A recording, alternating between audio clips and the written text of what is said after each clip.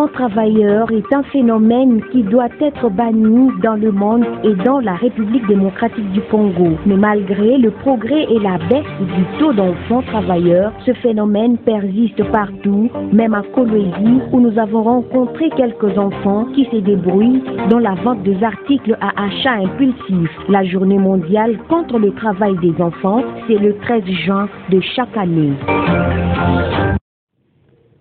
Bienvenue dans ce journal. Nous commençons avec une semaine et les délais qui avaient été fixés entre le ministère d'Emploi et Prévalence sociale et les ex-agents de l'entreprise Chemaf qui réclament leur décompte final auprès de son employeur. Ce mercredi 12 juin, ils étaient déjà sur la route dans la matinée. Ils ont barré l'accès qui mène vers l'entreprise car selon eux, le délai a déjà atteint ses limites.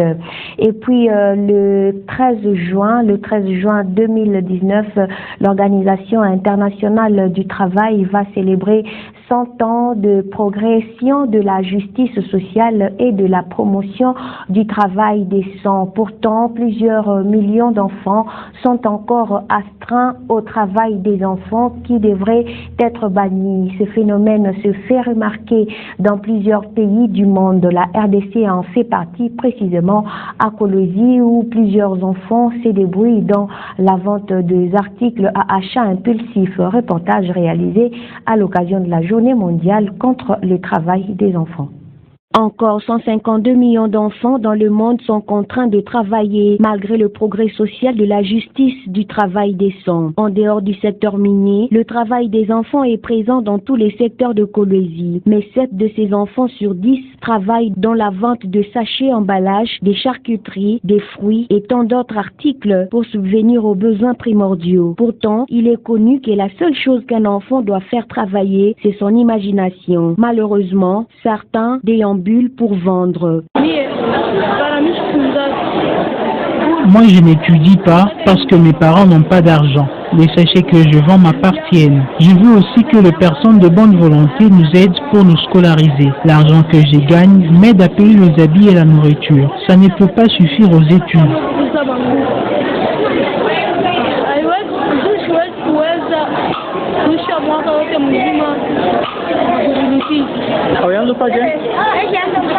Mes parents m'ont dit de vendre d'abord le sachet. En attendant, ils gardent pour moi l'argent que je gagne pour qu'à la fin de l'année, j'étudie.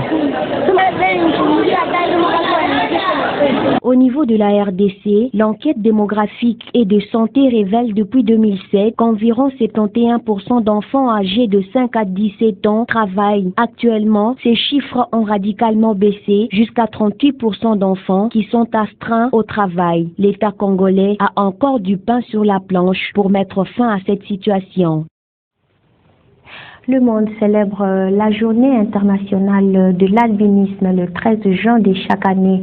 Son but est de sensibiliser le grand public aux difficultés rencontrées par les albinos dans leur vie quotidienne et lutter contre le rejet qu'ils peuvent parfois subir dans certaines sociétés. La journée veut aussi être un appel aux dons en faveur de la recherche, mieux connaître l'albinisme. Katou Yav Patient, président de l'Organisation pour le bien-être des albinos au Congo, plaide pour la considération des albinos à Kolwezi. Il parle au micro de Fiston Saloum. Les difficultés que nous rencontrons dans la société, nous les albinos, il y a une forte discrimination. Et cette discrimination commence dans nos familles respectives.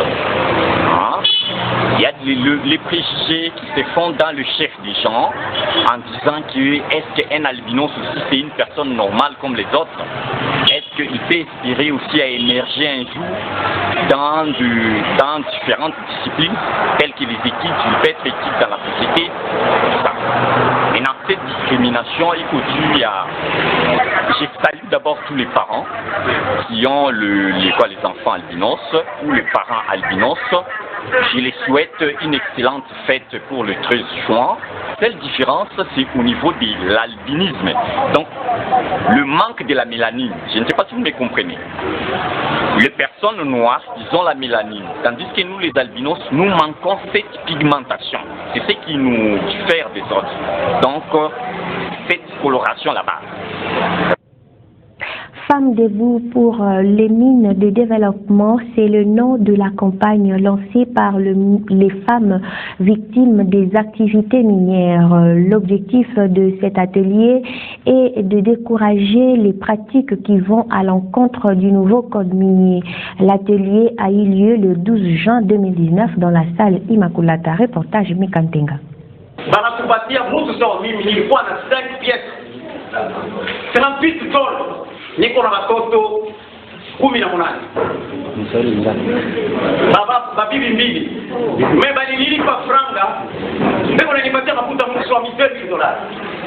Ceci ne demande pas une traduction ni une interprétation. Vos activités nous tuent, arrêtez le minage et déplacez-nous. Trop c'est trop, c'est l'heure de nous défendre. Tel est le message de femmes victimes des activités minières à travers la campagne de sensibilisation Femmes Debout, initiée par l'ONG de bonne gouvernance IBGDH. En fait, la campagne Femmes Debout pour les mines de développement, c'est une campagne qu'on avait lancée depuis le 8 mars de cette année, c'est-à-dire le 8 mars 2019. Cette campagne a regroupé les femmes venant de différentes communautés locales de la province du Lualaba. Ces femmes, en fait, sont impactées par les activités minières des entreprises, des grandes entreprises de notre province. Ainsi, nous avons regroupé ces femmes pour la campagne en vue, c'est qu'elles sont en train de réclamer leurs droits et elles sont en train de dénoncer toutes les mauvaises pratiques des entreprises minières qu'elles sont en train de subir. Le nouveau code minier est-il clair à ce sujet? Dans mon exposé, j'ai fait clair, j'ai dit qu'on a trouvé des lacunes avec l'ancien code et règlement minier. Mais je crois qu'avec le nouveau règlement au code minier, il nous a donné des directives qui sont applicables, qui est aussi profitable d'ailleurs pour la communauté affectée, afin de leur permettre d'être mieux réinstallés. Il s'est de noter que l'atelier prendra 2 jours, soit du 12 au 13 juin 2019 dans la salle Immaculata. La Cour constitutionnelle a invalidé 28 députés de la plateforme Lamuka et 8 du MLC, ce qui fait au total 30 députés qui ont été invalidés. Les analystes politiques du Lualaba ne se sont pas tus à ce sujet quand Freddy Sangwa leur a tendu le micro. Suivez. Les députés qui sont invalidés doivent savoir que nous avons une constitution dans le pays. Et cette constitution reconnaît le pouvoir à la Cour constitutionnelle de trancher sur des questions qui relèvent des contentieux électoraux. Et à partir du moment où cette Cour a rendu ses arrêts, ça n'appelle à aucun autre débat.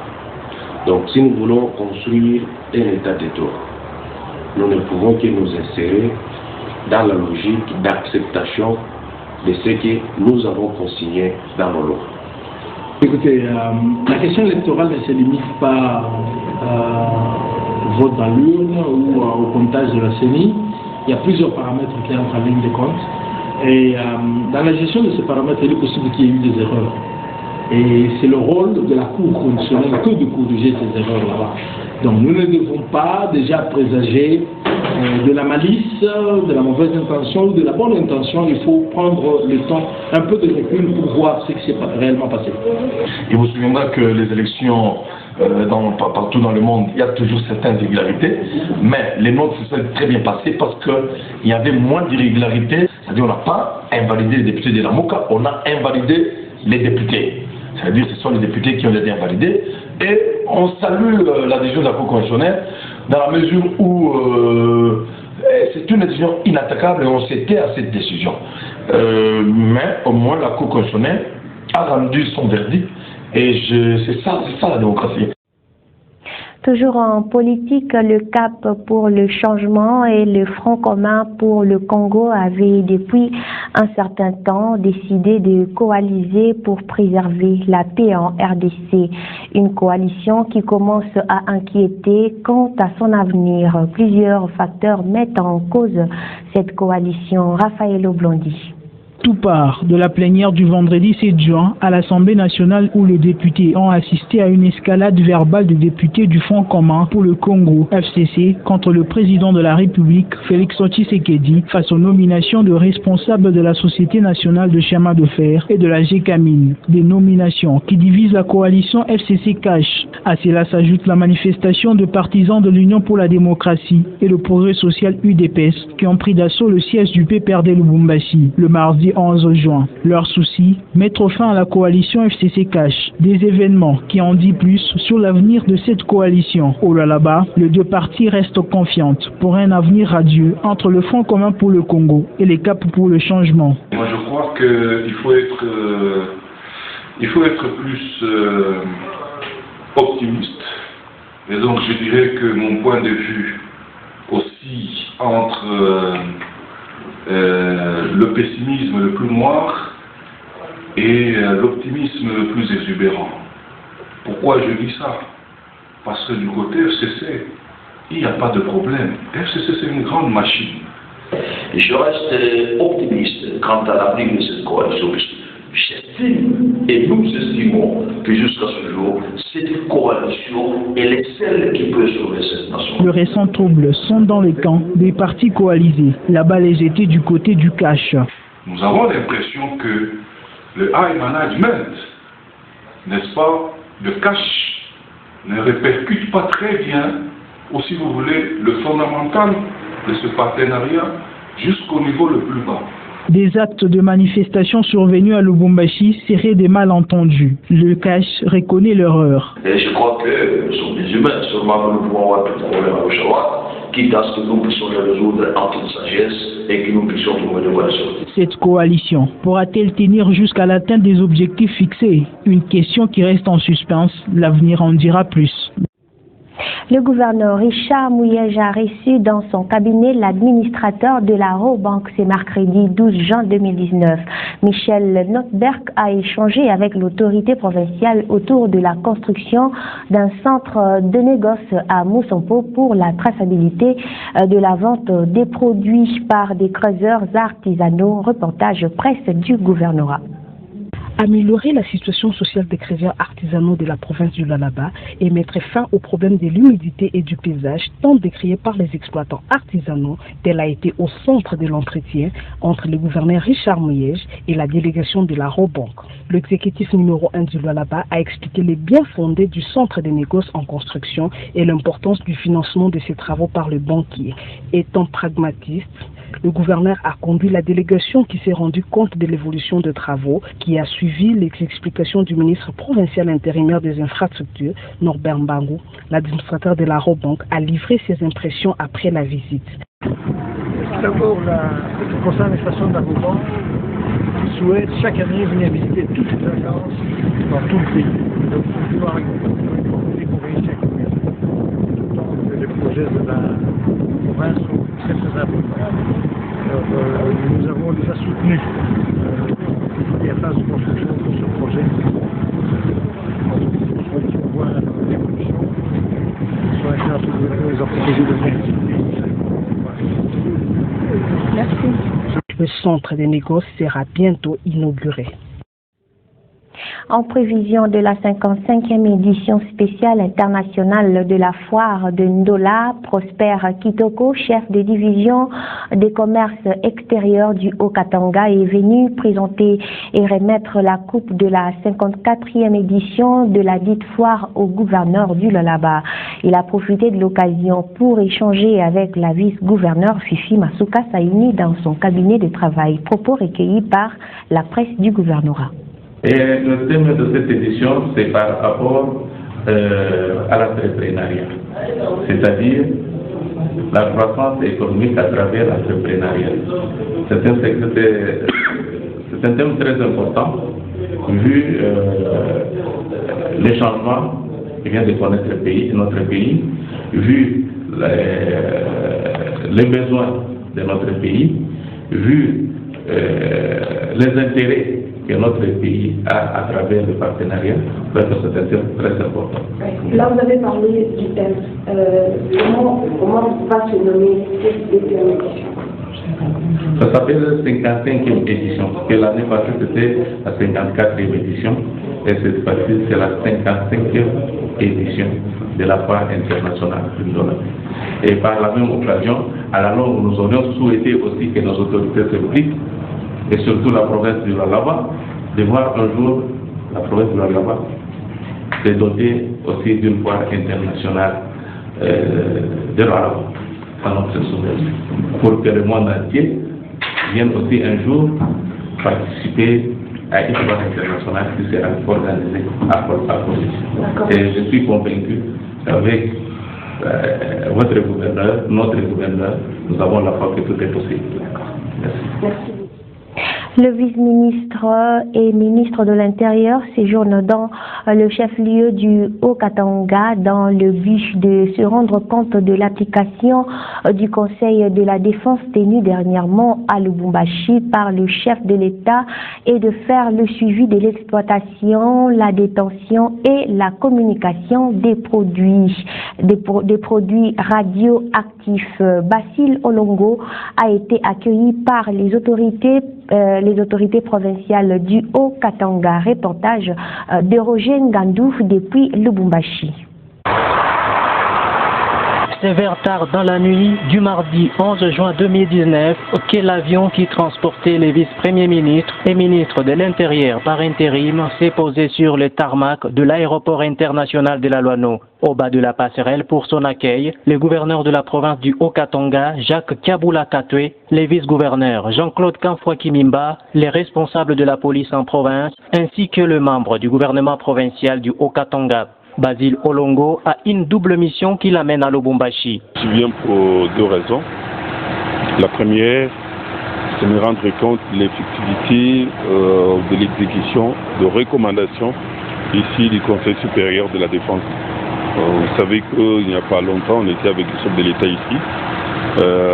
La population avait besoin de la paix et de la sécurité. Le chef avait laissé certaines recommandations ici. Et après notre départ, on a envoyé les émissaires pour vérifier. Je viens moi-même me rendre compte de ce qui est fait. Et puis, la deuxième raison, vous savez que l'exploitation, la détention, la commercialisation des produits radioactifs est prohibée sur toute l'étendue de la République démocratique du Congo. Et il y a des informations qui nous arrivent comme quoi les gens s'amusent à manipuler ces produits dangereux et on vient échanger avec le gouverneur pour attirer l'attention. Et ces produits-là ne sont pas des produits à manipuler par des personnes qui n'ont pas d'expérience et même les garder, c'est un sérieux problème. Donc on vient attirer un peu l'attention dans ce sens-là pour qu'on respecte les lois à la matière. Les soucis dans tout cela est que les lois du pays soient strictement respectées par tous, a précisé Basile Olongo, le vice-premier ministre et ministre de l'Intérieur. Le leader des miliciens qui tuent dans le territoire des Djougou et Maragui est finalement connu. Il s'appelle Ngujolo, responsable de la milice Kodeko. Cette révélation a été faite par le chargé de communication, lieutenant général Amissi Tangofor, pendant son séjour en Ituri ce 11 juin 2019. Propos des jurys Bello recueillis par Charlie Omba depuis Bunia. Les forces armées de la République démocratique du Congo condamnent ces actes terroristes et ignobles et informent les opinions locales, nationales et internationales que toutes ces exactions sont l'œuvre d'un certain monsieur Ngujolo avec son groupe armé qui sème la terreur ainsi que la désolation dans les territoires de Djougou et Maragui. Hier, l'hélicoptère de la MONUSCO a suivi des tirs de ces groupes armés lors de son passage sur l'espace de Giro. Il cite de noter que le chef d'état-major général adjoint chargé des opérations et renseignements des forces armées de la République démocratique du Congo, le lieutenant général Amissi Kumba Gabriel, a multiplié de nombreux contacts avec les chefs des secteurs et chefferies, les autorités politico-administratives et les élites provinciaux de l'Ituri, dans le cadre des sensibilisations de la population pour appuyer les forces armées de la République démocratique du Congo à neutraliser ce terroriste et son groupe armé, aveuglé par une idéologie farfelue, soi-disant la libération de la République démocratique du Congo selon une recommandation mystique. Pour le combattre et le mettre hors d'état de nuire, les forces armées de la République démocratique du Congo demandent à toute la population de collaborer avec l'armée et à se désolidariser avec cet ennemi de la paix. Les forces armées de la République démocratique du Congo réaffirment leur engagement de poursuivre avec les opérations de traque et de neutralisation définitive de ces groupes armés jusqu'à son dernier retranchement. Les forces armées de la République démocratique du Congo appellent la population au calme, à la vigilance, à la cohésion et à l'unité iturienne en vue de restaurer l'autorité de l'État pour la paix, facteur sine qua non du développement. Une nouvelle attaque au village Tché, en territoire de Djougou, dans la province de l'Ituri, ce mardi 11 juin 2019, vers 5 heures du matin. Selon le président de la société civile de Djougou, des jeunes munis d'armes blanches présentés comme ressortissants d'une autre ethnie ont surpris la population qui était bloquée depuis la veille dans cette localité. Ils ont lancé une attaque et tué 38 personnes, indique la même source. Dans l'après-midi, les jeunes gens se sont faufilés dans les villages pour essayer de vérifier. C'est en ce moment-là qu'on a compté ces corps, affirme Jules Touba, président de la société civile de Djougou.